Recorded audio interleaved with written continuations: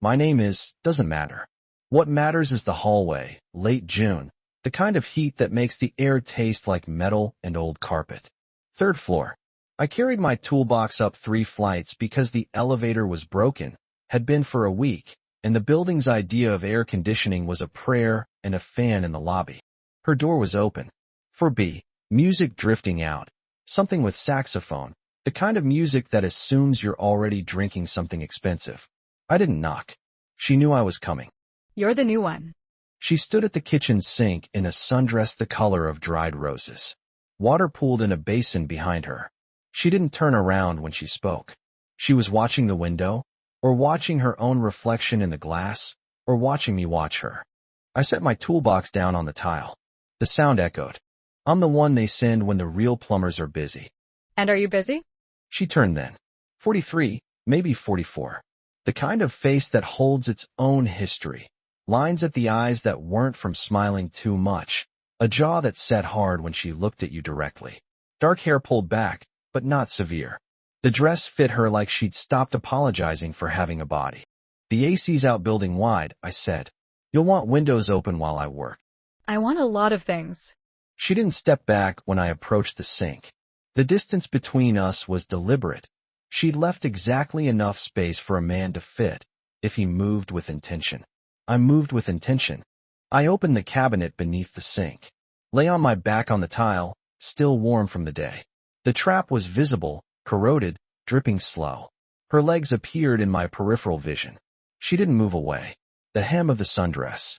The specific shape of her calves in the late afternoon light that came through the window above the sink. Excuse me. The landlady.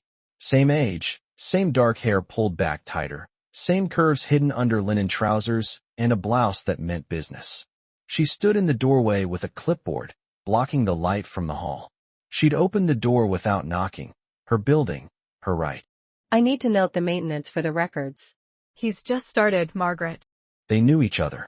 The tone said years of elevator silence, of rent checks handed over, of grievances filed and ignored. The tenant in 4B has had 3 plumbing incidents this quarter. That's a pattern. The building has old pipes. That's the pattern. I stayed on my back. The water dripped onto my forearm, warm from sitting in the pipe. I didn't wipe it away. I watched the two of them from below, the angle strange, intimate. Margaret's chin down as she wrote something. Elena's arms crossed beneath her chest. I need a few minutes, I said, to assess. I'll wait. You don't need to wait. Building policy requires supervision of after-hours maintenance. It's 5 in the afternoon. After standard business hours. They held each other's eyes.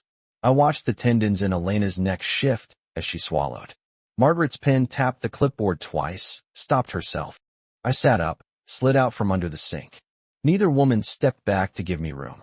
I stood between them, close enough to smell Elena's perfume, something woody, not floral, and Margaret's hand soap, institutional, from the lobby restroom. The trap needs replacing, I said. I can do it now, or schedule for tomorrow. Now. Tomorrow would be more appropriate. During business hours. I have water pooling in my sink, Margaret. Now. They looked at me. Both of them. The question wasn't about plumbing. I picked up my toolbox, set it on the counter. The metal latch clicked loud in the kitchen. I opened it, selected the wrench, the replacement gasket I'd carried up 3 flights just in case. Now works for me, I said. Margaret didn't leave. She leaned against the refrigerator, clipboard held like a shield, and watched me work. Elena stayed where she was, hip against the counter, close enough that her dress brushed my arm when I reached for the shut-off valve. I turned the water off. The dripping stopped. The silence that followed had weight. Do you need anything else? She asked it quietly. Margaret heard. Everyone heard. A few minutes, I said. Take them. I lay back down on the tile. Her legs were still there. The light had shifted, lower, warmer. Margaret's breathing was audible from across the small kitchen, controlled, deliberate. Elena's foot shifted, bare in a sandal, and the hem of her dress moved with it. Neither looked away when I slid out from under the sink 20 minutes later, hands wet, the new trap holding. I stood. The space between us was smaller now. The repair was done. The reason for me to stay was gone. Elena handed me a towel. Our fingers overlapped. She didn't let go immediately. You'll come back if it leaks again. Not a question. If it leaks, I said. I'll note the repair in the log. She moved to the door first, held it open, expecting me to follow. I didn't move. Elena didn't move. The three of us in the kitchen, the late heat thick enough to taste, the repair finished, something else beginning. I picked up my toolbox, walked to the door, paused at the threshold. Thank you for your patience, I said. To which of them? I didn't specify. Margaret walked ahead of me down the hall. Elena stayed in her doorway, watching. I felt both gazes, one at my back, one from behind, until I turned the corner toward the stairs. The AC was still out. The elevator still broken. I carried my toolbox down 3 flights, heavier somehow than when I'd carried it up. 3 days. The trap held. She called the front desk, asked for me specifically. A different leak, she said. I carried my toolbox up the 3 flights again, morning this time, but the heat had already settled into the building like a decision. Her door was closed. I knocked. Waited. The hallway was empty, Margaret's apartment silent across the way, no clipboard, no interruption. You're prompt. She opened the door in the same sundress, different color. Deeper. The kind of color that absorbs light instead of reflecting it. Her hair was down, still damp from a shower, the ends darkening the fabric where they touched her shoulders. You said it was urgent, I said. I said it was different. She stepped back to let me in.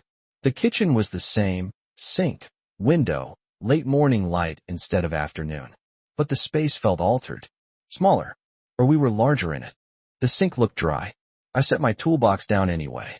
Opened it. The sound of metal on metal, familiar, professional. I wasn't fooling either of us. Thirsty? She moved to the refrigerator. The dress shifted with her, the fabric catching at her hips, releasing. She poured water from a glass bottle, not the tap. Handed it to me. Our fingers overlapped on the glass. Longer than transfer required. The water was cold, condensation already forming on the outside. I set it down on the counter untouched. You didn't drink. I'm not thirsty. Then why are you here? She leaned against the counter where I'd worked before. Occupied the space I'd occupied. Looking at me. The distance between us was exactly the width of the kitchen. Crossable in 3 steps. 2 if you moved with intention. I moved with intention. The kiss had no preamble. No leaning in, no asking. She didn't shift when I approached. Her mouth was already open, expecting, her hand finding my jaw with specific pressure. Not gentle, not rough, the exact weight of her intention. My hand found her waist, the fabric of the dress, the heat beneath it that had nothing to do with the morning. She made a sound, low in her throat, the kind of sound that exists only in the space between 2 people who have decided not to pretend anymore. My other hand moved to her hip, pulled her toward me, the counter pressing into her back, my body pressing into her front. The kiss deepened. Her fingers tracked down my neck, my shoulder, found the edge of my shirt, touched skin. We broke only to breathe. Didn't separate. Her thumb traced my lower lip, still wet from her mouth. I said her name, the name she'd given me, the one I'd carried down 3 flights and back up again for 3 days. I said it differently than I had before. 3 syllables. Wait on the middle one. Maintenance. The knock came through the wood. Sharp. 2 raps. Margaret's voice, professional, carrying. Scheduled inspection. She smiled. Didn't call out. Didn't move from where I held her. I didn't step back. My hand was still at her hip, thumb at the bone, fingers spread at the small of her back. We looked at each other. The knock repeated. I know you're in there. She knows everything in this building. Elena spoke quietly, her mouth close enough to mine that I felt the words. She watches. She waits. She wants what she sees. The doorknob turned. Margaret had a key. Of course she had a key. We separated. Not far. Elena turned to the sink, ran water that didn't need running. I picked up my wrench, held it like I was using it. The performance was thin. We didn't care. The log shows repeated visits to this unit. Margaret stood in the doorway. Same clipboard. Same linen. Her eyes moved from Elena to me, to the water running unnecessarily, to the glass I'd left untouched on the counter. The pipes are old, Margaret. You know that. You chose not to replace them. I choose a lot of things carefully. She looked at me when she said it. Direct. The same age as Elena. The same dark hair. The same curves hidden under different fabric. The same knowing. I set the wrench down. Picked up the glass of water. Drank it finally, the cold shocking after the heat of her mouth. Set it down empty. The repair's holding, I said. I'll note it in my report. Note everything. I read them carefully. She stepped back into the hall. Didn't close the door. Waited. I packed my toolbox slower than necessary. Elena stood at the sink, water still running, not looking at me. The performance for Margaret was over. The real thing remained, unacknowledged, charged between us.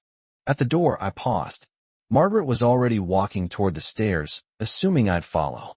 Assuming correctly, for now. Next time, she said, not turning around, bring a replacement gasket for the valve. Just in case. Just in case, I repeated. I followed Margaret down. But I carried the words with me, heavier than my toolbox, the specific sound of her voice saying, next time, like it was already decided. 1 week. The gasket sat in my toolbox, and used. I hadn't been called back to 4B. Instead, I was in the basement, inventorying supplies by flashlight. The overhead fluorescents had blown 3 days ago, and Margaret hadn't prioritized the repair. The storage room was concrete, windowless, cool in a way that felt artificial after the June heat upstairs. Metal shelves, paint cans, spare tiles, the building's accumulated history of half-finished projects. Her shadow appeared in the doorway before she did, blocking the light from the hall. She stepped inside, closed the door behind her. The room went darker. The log shows no further visits to 4B. I set down the clipboard I wasn't really using, leaned against the shelf behind me. Metal dug into my shoulder blade. The repair held, I said. Repairs don't always hold. Sometimes they need ongoing maintenance. She moved closer. The concrete floor made her footsteps sound definitive. She stopped 3 feet away, close enough that I could see her eyes adjusting to the dim light, the pupils widening. I know the hours you've spent there. The sound through the vents. The pattern of your visits. She didn't accuse. She described. Each word a measurement, a calibration of what she knew and what she wanted me to know she knew. And what do you want, Margaret? I asked it straight. No deflection. The question hung in the cool air, visible almost. What she has. She moved closer. 2 feet. 1. Her hand touched my chest, not tentative. Testing, the way you'd test a door to see if it would open. I didn't pull away. I didn't open. You don't deny it. Nothing to deny. You don't explain. Nothing to explain. Her hand stayed. The pressure shifted, spread. Her other hand found my shoulder, my neck, the same path Elena's fingers had taken. The kiss was different, sharper, more deliberate, a claim rather than a question. Her mouth tasted of the coffee she'd been drinking, bitter, grown up. I responded. Not the same way. Differently. My hand found her hip through the linen trousers, the bone sharper than Elena's, the body held with different discipline. She pressed into me. The shelf behind me rattled, paint cans shifting.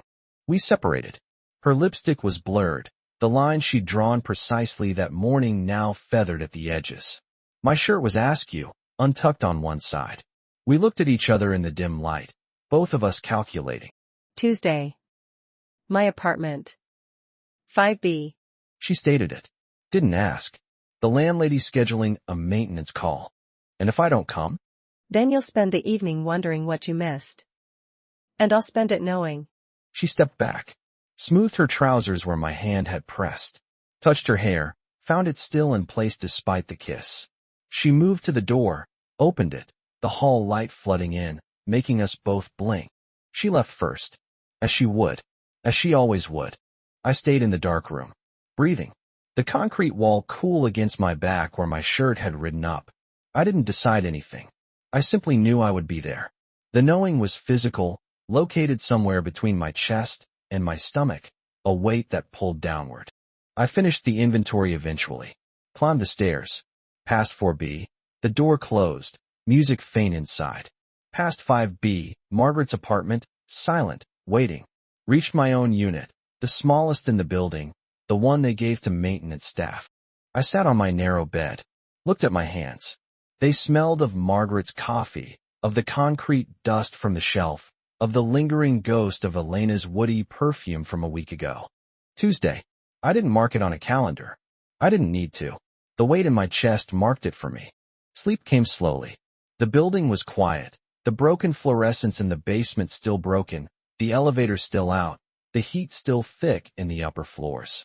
3 women in the building now, if I counted correctly. 2 I'd touched. 1 I hadn't yet met. The building held us all. The building was patient. Tuesday. I climbed the stairs to 4B first. Habit, expectation, the weight in my chest pulling upward. Her door was open. Music again, the saxophone, the assumption of expensive drinking. But she stood at the sink in different circumstances. Water pooling, real this time, or real enough. You're early. I set my toolbox down. The tile was the same. The window, the late afternoon heat thicker than before, almost aggressive. The repair held, I said. This is new. Everything's new eventually. She didn't turn. I approached. The distance between us was the same deliberate width she'd left before. I moved through it. I'm barely inside when the knock came. Not Margaret's sharp 2-rap. Heavier. More certain. Building manager. Emergency in the unit above. I opened the door. Helen. 40-something. The same dark hair. The same curves and athletic where instead of linen or silk. She'd come from the gym, from a run, from somewhere that made her skin glow with exertion. Water damage. Potential structural. I need to inspect immediately. There's no water upstairs, Helen. I would hear it. You'd be surprised what you don't hear, Elena. What you choose not to. She stepped inside. Didn't wait for invitation. Margaret appeared in the doorway behind her. Same clipboard, different timing, converging. Scheduled inspection. Emergency takes priority, Margaret. My building, my priority. The kitchen compressed. 3 women, 1 doorway. Me at the center near the sink. Helen closed the door. The lock clicked. The conversation was about water pressure, building codes, the age of pipes. Nothing. Everything. Elena leaned against the counter where I'd found her, hip cocked, watching me watching them watch her. The valve needs replacing, she said. He's here to do it. He's here for a lot of things, apparently. The log is very clear. Elena moved first. Pushed off the counter, 3 steps, into my space, close enough that her dress, deeper color now, absorbing, brushed my arm. She didn't look at the others. She looked at me. The valve, she said quietly. Replace it. I didn't move from my toolbox. I moved for her. My hand found her waist. The same place, the same heat, the same intention. She arched back against the counter, the performance beginning, the audience present. She rolled her hips. Swayed. The dress moved with her, against her, the fabric catching and releasing. Her eyes held mine, then closed, then opened, checking that I was still watching, that they were still watching. I responded. Not to the performance, to the woman. Moved into her, against her, deliberate pressure, my body claiming hers while the others witnessed. She shuddered. The sound she made was the same low throat sound from before, but different, amplified, offered. My hands moved with full intention. Found the hem of her dress, the skin beneath, the heat that had nothing to do with June. She bucked, pressed back, pressed forward, riding the edge of something, the counter edge digging into her spine, my weight holding her there. The kitchen was silent except for breath, except for the specific sound of fabric and skin and the small movements of 2 bodies finding rhythm. Margaret's clipboard had lowered. Helen had moved closer, close enough to see, to calculate, to want. Elena opened her eyes, looked at them looking at us. The territorial dispute resolved in real time. Not through words, through my focus, my body choosing, my attention undivided despite their presence. She rode the edge, held it, held my gaze. The moment stretched, completion imminent, held, witnessed, the 3 women in the room all breathing in the same rhythm now, all waiting for what came next. The heat was thick enough to taste. The repair was forgotten. The building held its breath. 2 hours. The kitchen was cleaned, rearranged, ordinary. The water had been mopped, the counter wiped, the dress smoothed. Only the three women remained. Elena seated at the small table, Margaret leaning against the refrigerator where she had arched, Helen by the window where the light had shifted to evening. I stood near the sink, the site of the performance. My shirt was tucked now, my hands washed. The toolbox sat closed by the door. The repair was done. Something else was beginning. So. One word. Heavy. The first to break the silence. So. Elena echoed. Not mocking. Matching. Setting terms. The question is what happens now. The question is why he chose. They looked at me. 3 sets of eyes, the same age, the same knowing, different calculations. I didn't choose, I said. I responded. To what? To her. To this. To what was offered. And us? What were we? Witnesses. Audience.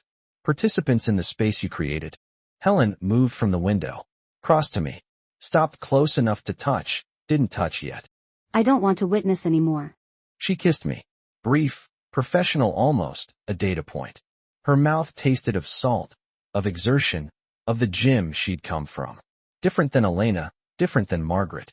A third variation. She stepped back. Calculating. The kiss had told her something she needed to know. My turn, then. Margaret pushed off the refrigerator. Crossed the small kitchen. Her kiss was longer, remembering. The basement, the concrete, the coffee. She took her time, verified what she remembered, added new information. She stepped back, smoothed her linen. Her eyes were darker now, the pupils still wide. And me? Elena rose from the table. Slow, deliberate. The dress moved with her, the same dress, now carrying the memory of what had happened in it. She crossed to me. Her kiss was different, familiar, knowing what I felt like against her, what I sounded like, what I weighed. She broke it, didn't step back, stayed close enough that her breath warmed my chin. Now we know, she said. All of us. What he tastes like. What he responds to. That doesn't solve the arrangement.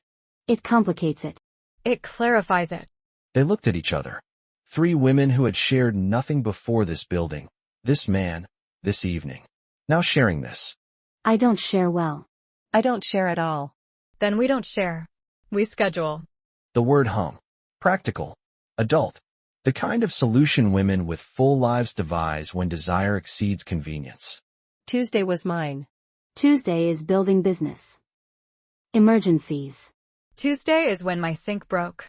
When he came. I watched them negotiate me. My presence. My attention. The specific weight of my body in their respective spaces. I don't belong to any of you, I said. 3 heads turned. 3 sets of eyes, same age, same dark hair, same response forming. Challenge. I belong to myself. I choose where I go. You choose if you want me there. Silence. The evening darkened outside the window. Someone's stomach made a sound. Hunger, biology, the ordinary asserting itself. I'm hungry. There's food in my apartment. 5B. I was going to cook. They looked at me again. The choice, temporarily mine. I'm hungry too, I said. I picked up my toolbox. Heavy, familiar, professional. The tool that had brought me here, that had started this, that was now irrelevant to what came next. Elena opened her refrigerator. Margaret watched, evaluating. Helen helped, finding plates, setting the small table for 4. We ate together. The first meal. Awkward, charged, the food too simple for the occasion. Pasta. Salad. Wine that Elena opened, that Margaret noted the label of, that Helen drank too quickly. No one left. The evening stretched. The building was quiet around us, the other tenants unaware, the elevator still broken, the AC still out, the heat of June pressing against the windows. I sat between them. Elena to my right, Margaret to my left, Helen across. The arrangement was temporary, experimental, the first iteration of something none of us had language for yet. Elena touched my hand on the table. Margaret's knee pressed mine under it. Helen watched, calculating still, but softer now, the data collected, the analysis beginning. The kitchen was ordinary again. The sink dry. The repair held. The evening continued. 1 week. The arrangement held. Tuesday with Margaret, Thursday with Elena, Saturday with Helen. The building knew. Buildings always know. The creak of floorboards, the timing of footsteps, the silence where silence shouldn't be. Then the complaint. 3rd floor, 3C, a tenant I'd never spoken to. Disruptive patterns. Favoritism in maintenance scheduling.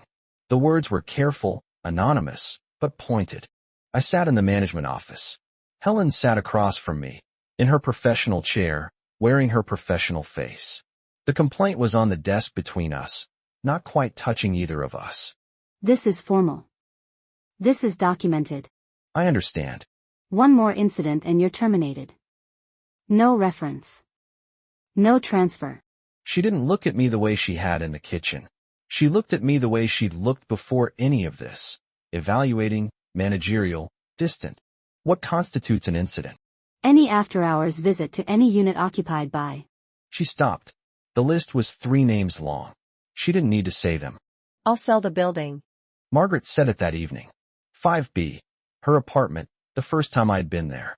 Clean, minimal, nothing like Elena's warmth. She stood by the window, looking down at the street.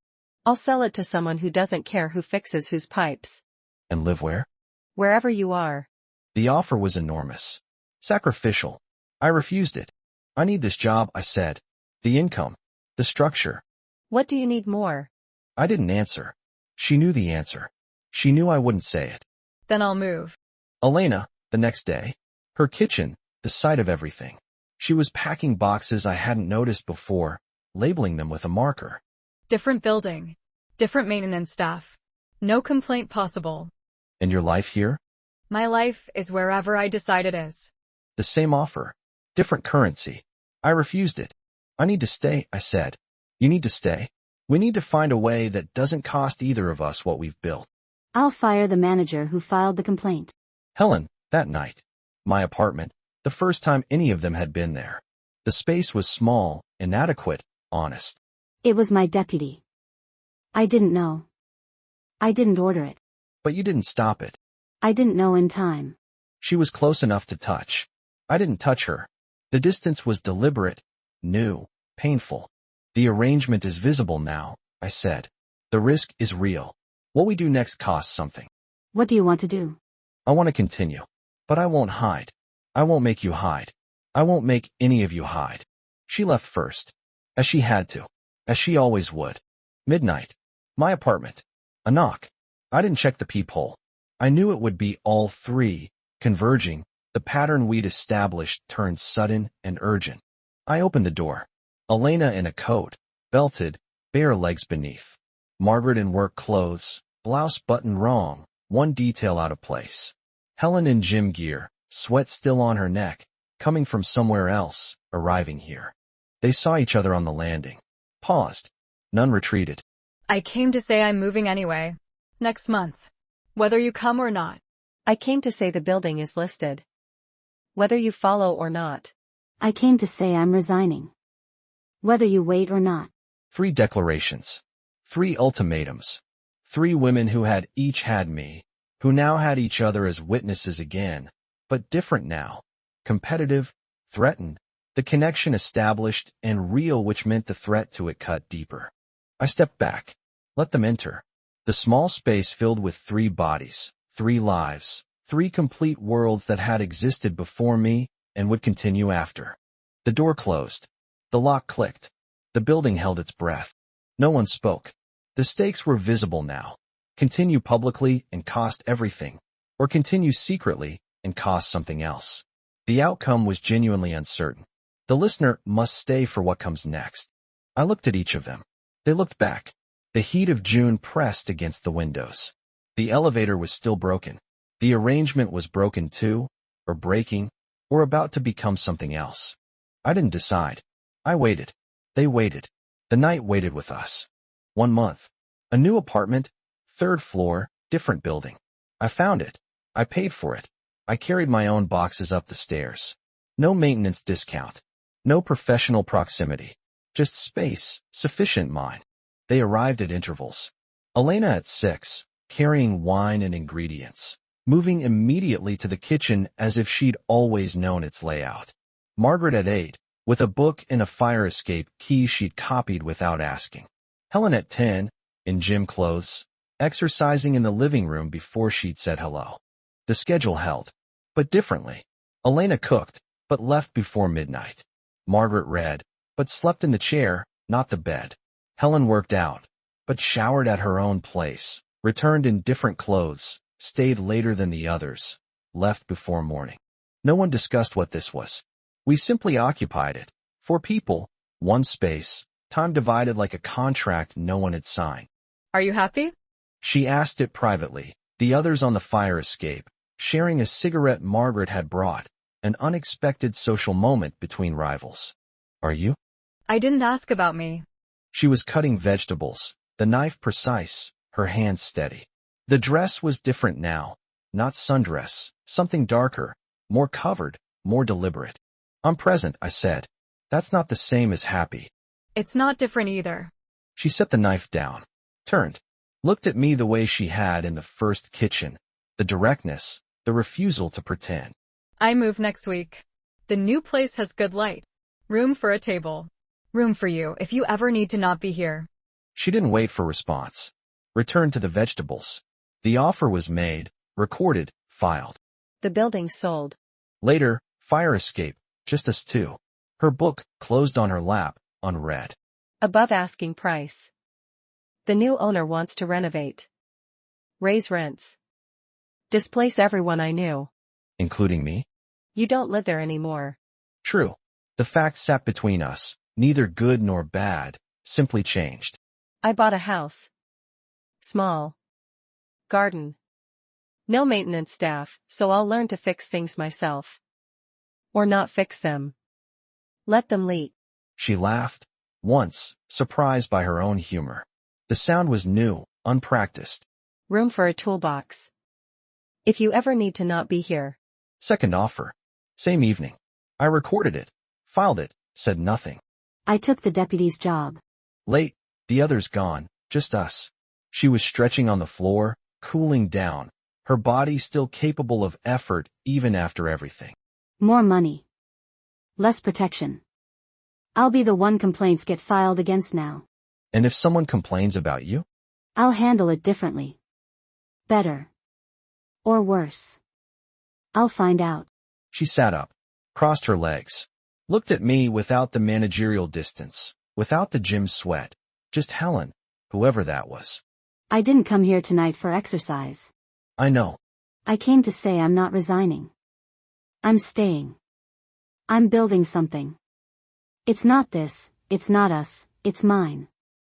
But there's room. If you ever need to not be here. Third offer. Same structure. 3 women, 3 lives, 3 complete worlds, each offering a door. I didn't choose. Not that night. Not the next. But I stayed. In the apartment, in the arrangement, in the not choosing that had become its own choice. Late night, a Tuesday or Thursday or Saturday, the distinction blurred. All 4 of us on the small balcony, city below, summer heat finally breaking into something bearable. Elena leaned against the railing, wine glass empty. Margaret sat on the step, her book finally open, reading by streetlight. Helen stood behind me, her chin on my shoulder, her weight familiar now, expected. No one spoke. The arrangement held, not resolved into traditional form, not dissolved into chaos. Simply continued, chosen again in each moment of proximity. I looked at each of them. They looked back, or didn't, their attention on the city, the night, their own thoughts. The 4 of us breathing together, separate and connected, complete and incomplete, finished and ongoing. The night was warm. The city was loud.